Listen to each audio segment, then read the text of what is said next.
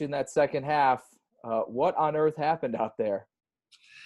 Yeah, I was really pleased with the fact that we were able to hold the 3 points going into the half. We come out the second half and, force a fourth down stop, which is really big. Then in those next 4 series, man, we just couldn't find a way to get off the field. Couldn't stop the run game. All of a sudden, they're making plays with the bootleg that we had been containing. And when it rains, it pours. It just kept coming. And so some things that we'll have to get better at for sure, being able to be more gap sound and tackle better. We had a lot of missed tackles in those last 4 drives that really hurt us. So, disappointing that we could start so well and not finish the way we started. So something we'll have to work on for sure. This is now 2 weeks in a row. We saw in Miami, they made a push against you guys, and now this game in the second half, are they the same problems? Is there a cause for concern? Because this is back-to-back weeks, we've seen uncharacteristic performances from the defensive unit. Yeah, I think the Miami game was a little bit different in the fact their last score, we're up 2 scores and we're playing things a lot different when they got their final score. This game, just the missed tackles and not being in our gaps, that's something you gotta get fixed in a hurry. Yeah. Thanks, Leslie. You're welcome. Hey, Coach Sal Capaccio, good to see you. Hey, Sal. Hey, from a former player, head coach, coordinator now, I just want to ask you about the structures of rosters when you're going against, like, used to be these big physical guys who would just run at you back in the 80s and 90s, and then it got, obviously smaller and more receivers on the field and spreading the field, and that caused the defense to kind of counter. And now, you see a team like yesterday, they're big physical offensive line, which, I know they have weapons on the outside, but what's the balance as a defensive coordinator trying to figure out how to match personnel when that keeps going back and forth, in the league, basically? Yeah, for us, you're trying to get the best player at each position, and you do look at other teams' rosters and what's the trend, how are things trending around the league. And in our league, it seems like more teams want to spread you out and find mismatches personnel-wise. Although yesterday, the team that we were playing, it's all about tempo, going real fast and, having big guys up front and kind of getting you out of your spots a little bit. So as a whole, I think it's more, matching up with people. But there are times where you need to be able to match strength with strength. And yesterday was one of those days. Is that why, if I can ask, Dean Marlowe played the slot, I believe, to start the second half. Was that a response to maybe getting a little bit bigger in the run game, against the run game? A combination of what they had on the field and how we wanted to match up more than anything, just to match up. Okay. Thanks, Coach. Yep. Yes. Good afternoon, Coach. George Radney, Challenger Community News. How you doing today? Good, George. How are you? Pretty good. Question: Good. Do you think with Starla Toure opting out this year, you lose a really big man there in the middle? Do you think you may need to find a big guy or the biggest guy you can find to play nose tackle, maybe to be, especially when you go up against these punishing run teams like the Raiders coming up and then Tennessee the following week?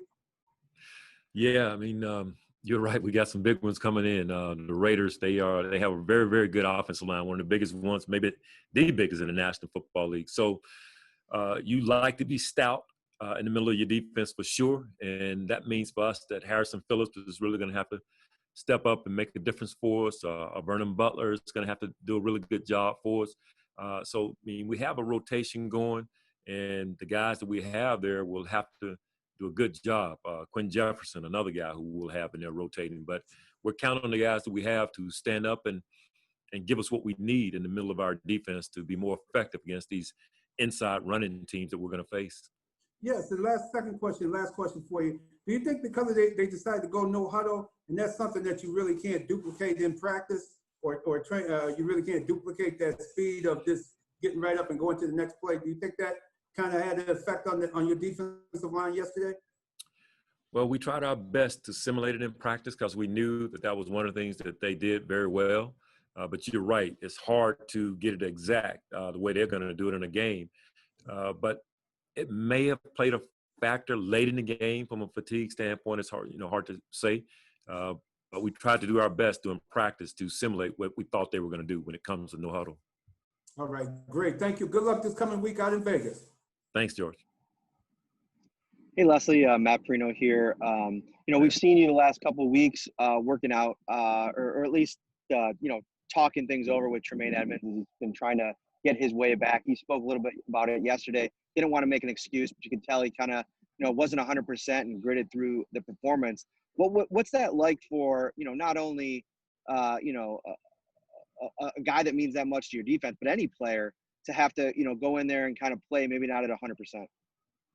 Oh, it was tough, but we really appreciated the fact that Tremaine worked as hard as he could to get back this week, and throughout practice we were trying to get him to test himself a little bit, which he was trying to do. But there's nothing like a game, so the fact that he was out there, that really helped us, in particular in that first half.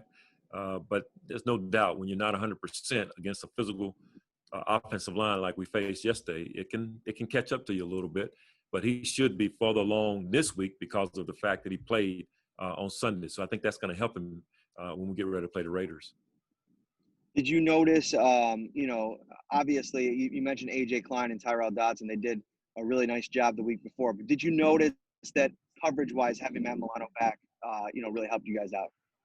Oh, no doubt. Not only coverage, Matt, but that blitz sack that he got in that first drive of the game that knocked him out of field goal range, that was huge. I mean, Matt can do things like that for us. They had another situation where they got the field goal in the second quarter, I think it was, where they were trying to run a screen, and he gets up on the back, and the quarterback has to dirt the ball. I mean, just throw it in the dirt. So having Matt back, helped us tremendously from a coverage standpoint, and then being able to bring him in our pressures as well. Thanks, Leslie. Appreciate it. You're welcome. Hey, Leslie, it's Kim Jones. Can you hear me okay? Yes, Kim. Yes. It's nice to see you again. And I'm going to play off Matt Perino's questions just now. Do you win that game yesterday without Tremaine and Milano? And it's hard to believe that, we can win without those guys. It's, I know other guys would have stepped up and done a good job for us, but we're all very happy that both Matt and Tremaine were able to come back. We needed them. It was definitely tough in that second half, but if you could flip it, Kim, and just imagine if the Rams had gotten off to that fast of a start, it would have been a lot tougher to win that game. So very, very pleased and very happy that those guys were able to make it back for that ball game. Leslie, I'm also curious, as a defensive coordinator who coaches a very prideful group, and I think I know your guys well enough to say that, but it's been the offense that has closed out these last two games, which is a little bit of a flipping of the script in Buffalo. But it strikes me that it's kind of healthy that way, that your offense can do that. So how do you balance that as a man coaching these prideful defenders who want to always do their job perfectly with the idea that you now have an offense that can pull its own weight? Well, I try to explain to our players at the end of the day, it's about winning in our league. And in December, that's what's going to count, the W's, especially the ones you get in September. And, we definitely have some things we want to improve on defense, and it's great to be improving on those as you're winning games. You don't want your best football to be in September. You want to just keep improving as the year goes on. That's what I've tried to harp on with our guys, that our goal is to be improving. But at the end of the day, this is better for our football team when we have good balance. Good offense, good defense, good special teams is better for our team in the long term, not just being dominant on one side of the ball. So, but you're right. We all have a lot of pride, and, we want to be the group that wins the game. But get the W. Thank you, Leslie. You're welcome. Hey, Leslie, I believe AJ got his first career sack chasing Goff down there. I want to say in the first quarter, right before Milano's. I know you said he had a long way, he had a long way to go from when he first arrived, but he got the nod over Daryl Johnson yesterday. How far along has Epenesa came since, I guess, even the beginning of the season? Oh, it's a good question, Marcel. I was talking to AJ during the week, and to our coaches as well, is about how far he's come from when we started this thing off through Zoom and then a training camp where you're doing walkthroughs for a few weeks, and you're not able to see your high draft pick get out and move around, and to see his growth, and then for him to get his first sack, a great effort sack as well. I mean, it's a good sign. I mean, he's closed the gap with all the time that was missed because of the pandemic and not having an off season and a true training camp in the sense of the word. The fact that he's gotten as good as he has in such a short period of time, that bodes well for his future and for our future as well. Hey, appreciate it, Leslie. Thank you. No problem. Coach, good afternoon. Mookie Hawkins, 1-4 Sports 1080. How you doing, sir? Good, Mookie. Good. Good. It seems like in that second half, it seems like the Rams was trying to get Robert Woods going. You did a good job in that first half on them. I don't think he even had a catch in that first half, but they did a lot to get him going, moving him in motion and things like that. So how important was, just the eye discipline so the defense wouldn't worry about all that window dressing that was going on out there? Well, that was a big deal. That was a point of emphasis during the week. All the window dressing they give you behind the line of scrimmage before the ball is snapped and just being disciplined with your eyes. I mean, that was a point of emphasis. And at times we were really, really good at that. And then obviously in the second half, we weren't very good at doing that. And it got us a couple times. So it's something that other teams may try to employ, and we'll have to get better at that. Now, speaking with that being said, other teams will try to employ that. We understand that, gap integrity was lacking yesterday at some point. And last week we saw how valuable Matt Milano and Tremaine Edmonds was. So how much do you miss Star Lotulelei out there?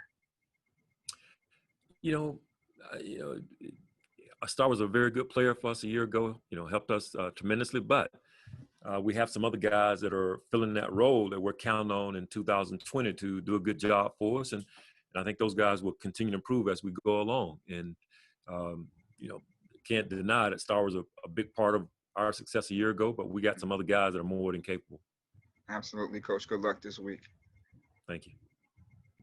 Hey, Leslie, Sal Mayorana in Rochester. Recognizing that the last 2 weeks you've played quarterbacks who get the ball out pretty quickly, and that was evident especially yesterday. But do you think you're getting enough pressure, especially from your edge guys, or do you need these guys to bring the heat a little bit more than they have so far? Yeah, the system that we played yesterday, I mean, it really slows you down with all the sideways running and all the bootlegs. Kind of had us off kilter a little bit. We're going to need our pass rush to be really good for us as we get along, and for sure this coming weekend. So we're going to need more. There's no doubt about it. Yesterday, a little different style offense, but we're going to need more from our pass rush for sure. Now, if I could ask one last thing, Harrison Phillips looked like he struggled yesterday. I'm no expert, but give us your thought on. It looked like he was having trouble in the inside there. Yeah, there were times where Harrison, really looked like he was beyond that ACL injury that he's been coming back from, and there were other times you could see as the game went on, it was a little bit tougher for him. But I think overall, considering what he's coming off of, dealing with an ACL injury, which usually about mid-season or later in the season, you might begin to get back to where you were prior to the injury. I think he's pretty far along under the circumstances, but not quite the Harrison before the ACL injury, but he's getting closer.